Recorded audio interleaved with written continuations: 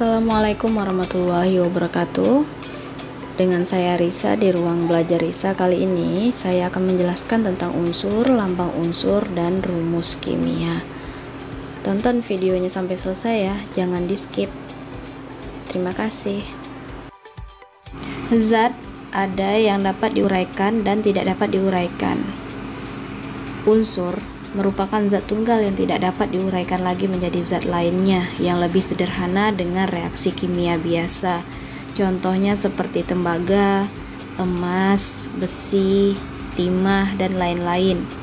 Ada yang berwujud cair seperti merkuri atau yang lebih dikenal dengan nama air raksa dan brom. Sedangkan senyawa adalah gabungan dari beberapa unsur zat yang dapat diuraikan. Jadi dapat disederhanakan lagi gitu ya. Contohnya adalah air yang dapat diuraikan menjadi hidrogen dan oksigen. Ada garam dapur yang dapat diuraikan menjadi natrium dan klorin, serta gula yang dapat diuraikan menjadi karbon, oksigen, dan hidrogen. Setiap unsur memiliki lambang masing-masing berdasarkan nama ilmiah yang diambil dari nama latinnya. Penulisan lambang unsur mengalami berbagai perubahan dari masa ke masa, mulai dari abad pertengahan pada zaman alkimia, masa John Dalton, dan masa Jacob Berzelius. Penulisan lambang kimia yang dipakai sampai saat ini adalah berdasarkan usulan John Jacob Berzelius. Menurut Berzelius, setiap unsur dilambangkan dengan satu huruf, yaitu huruf awal dari nama Latin unsur tersebut yang ditulis dengan huruf besar. Jika ada unsur yang mempunyai huruf awal yang sama, penulisan lambang unsur dibedakan dengan menambahkan satu huruf lain dari nama unsur tersebut yang ditulis dengan huruf kecil. Contohnya saja, litium lambang unsurnya Li, natrium lambang unsurnya Na, dan untuk lebih lengkapnya bisa lihat di sistem periodik unsur. Selanjutnya unsur logam dan non-logam. Dalam kehidupan sehari-hari banyak sekali benda yang terdiri dari unsur yang berguna bagi kehidupan kita. Unsur yang ditemukan dapat dibagi menjadi 3 golongan, ada logam, non-logam, serta semi-logam atau metaloid. Adapun perbedaan logam dan non-logam, kalau logam berwujud padat pada suhu kamar 25 derajat Celcius kecuali raksa atau Hg. 2. Mengkilap jika digosok. 3. Merupakan konduktor yang baik. 4. Dapat ditempa atau direnggangkan. 5. Penghantar panas yang baik. Sedangkan non-logam itu ada yang berupa zat padat, cair, atau gas pada suhu kamar.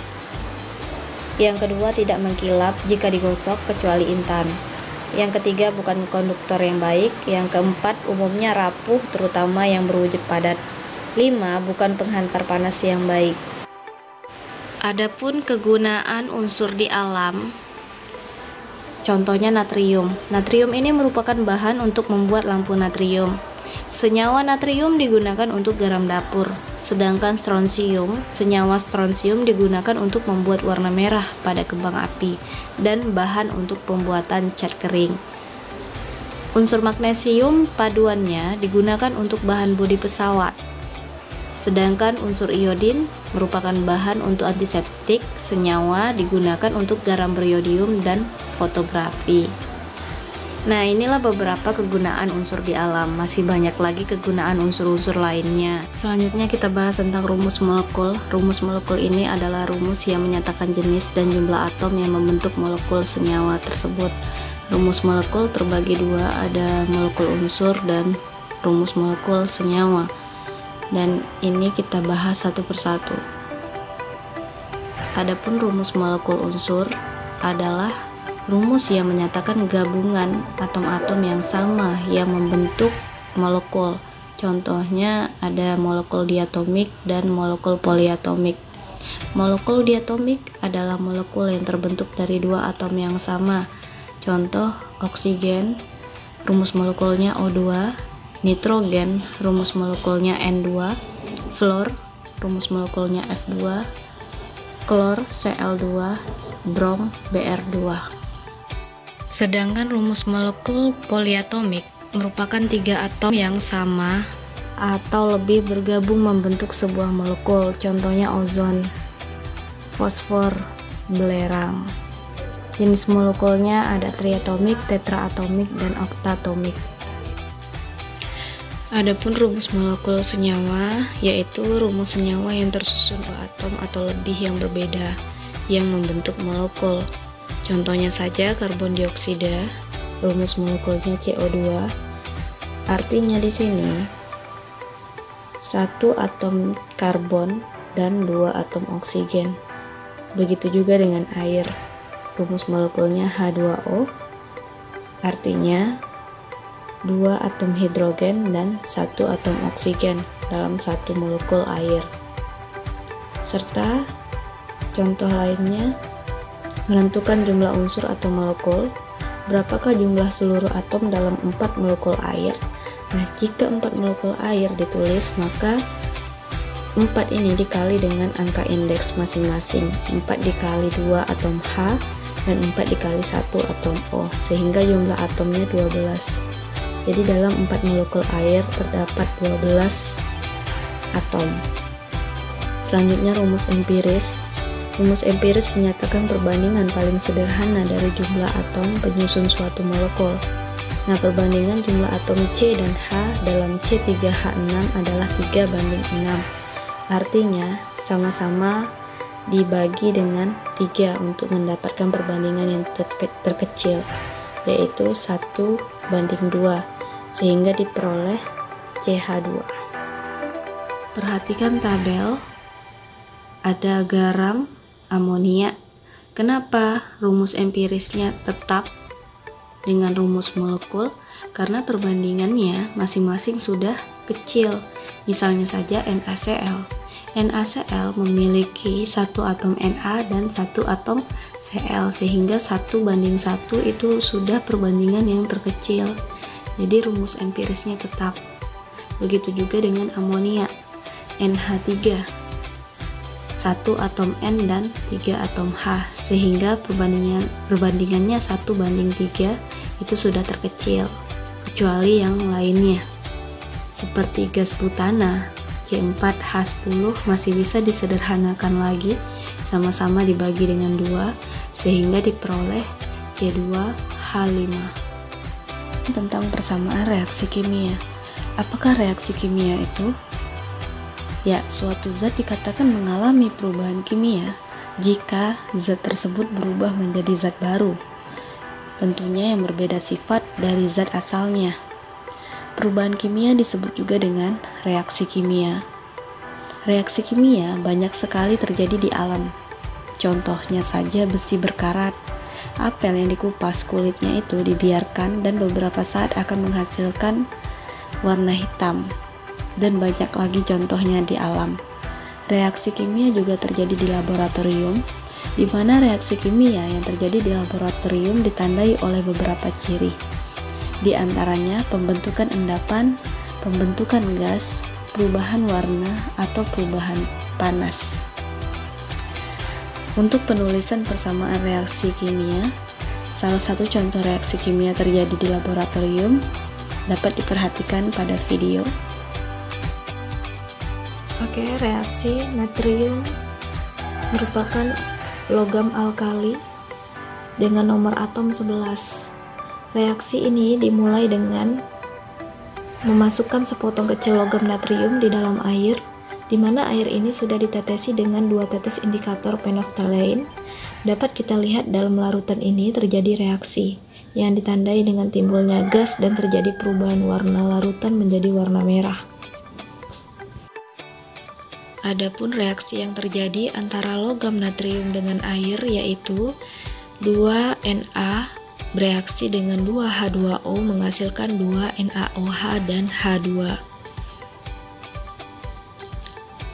Kesimpulannya, reaksi logam natrium dengan air disebut dengan reaksi eksoterm, karena dalam reaksi tersebut timbul energi panas dan percikan api. Larutan menjadi merah karena dari reaksi logam natrium dengan air dihasilkan NaOH, natrium hidroksida, yang merupakan basa, sehingga bereaksi dengan phenolphthalein dan dihasilkan warna pink. Salah satu contoh lain dari reaksi kimia yaitu ditandainya dengan terbentuknya endapan. Perhatikan video.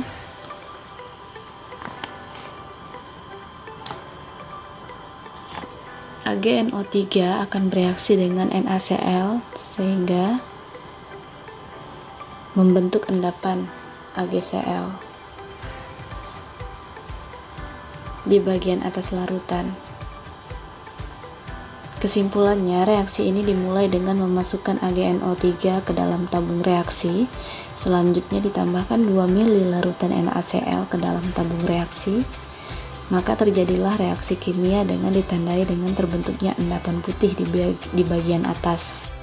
Maka secara kimia dapat ditulis reaksinya AgNO3 bereaksi dengan NaCl menghasilkan AgCl dan NaNO3.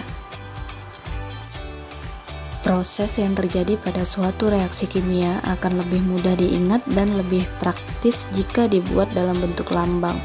Lambang yang digunakan untuk menjelaskan reaksi kimia disebut dengan persamaan reaksi. Persamaan reaksi merupakan hubungan yang menunjukkan koefisien reaksi dari zat-zat yang bereaksi dengan koefisien zat-zat hasil reaksi. Pada video pertama, persamaan reaksinya dapat ditulis 2Na bereaksi dengan 2H2O menghasilkan 2NaOH dan H2. Dari contoh reaksi ini dapat dijelaskan di mana zat-zat yang bereaksi disebut dengan preaksi atau reaktan dan ditulis di sebelah kiri, sedangkan zat-zat hasil reaksi disebut hasil reaksi atau produk dan dituliskan di sebelah kanan. Begitu juga reaksi antara AgNO3 dan NaCl menghasilkan AgCl dan NaNO3.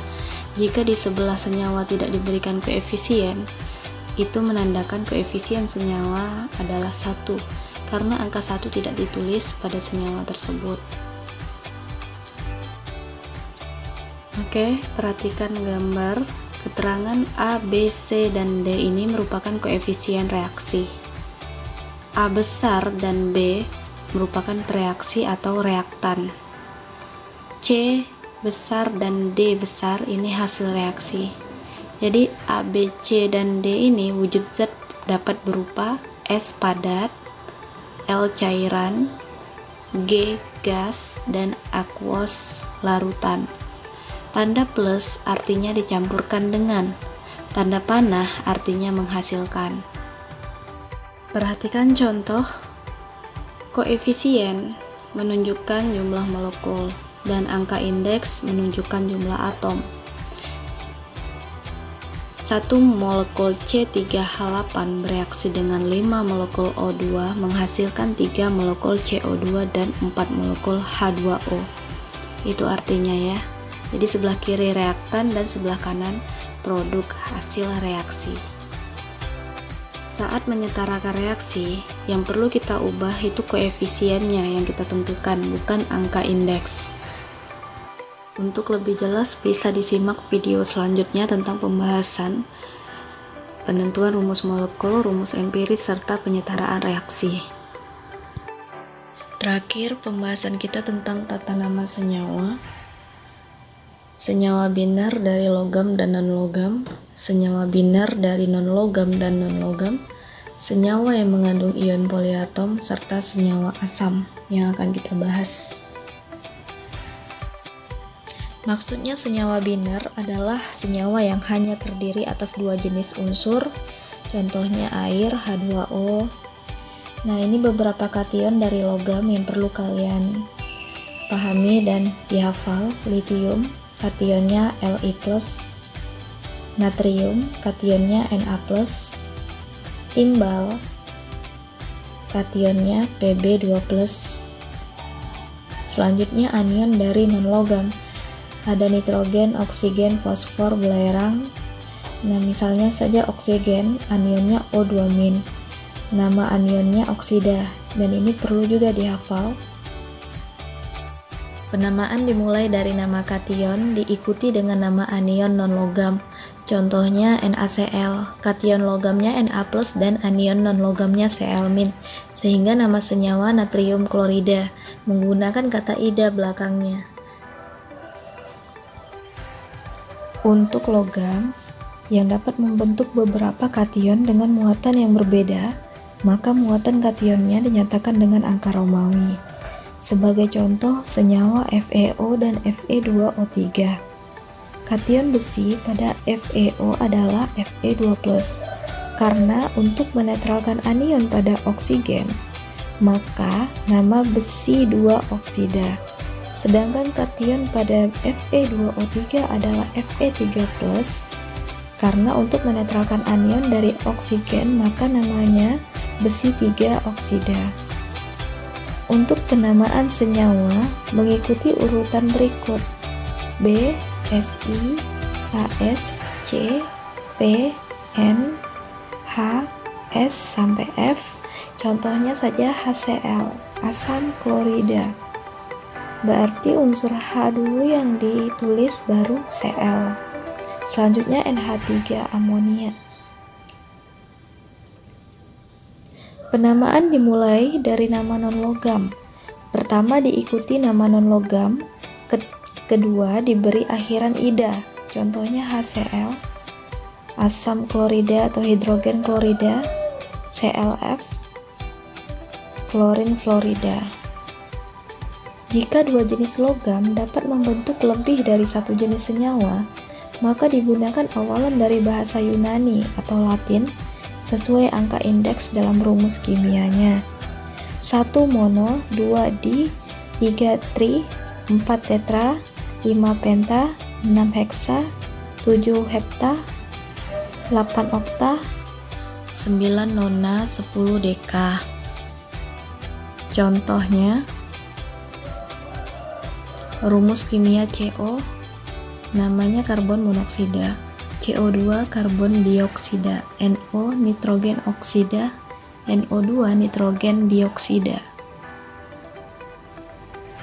Tata nama Yupak tidak perlu digunakan untuk senyawa yang memiliki nama umum. Contoh H2O, namanya air, NH3 amonia.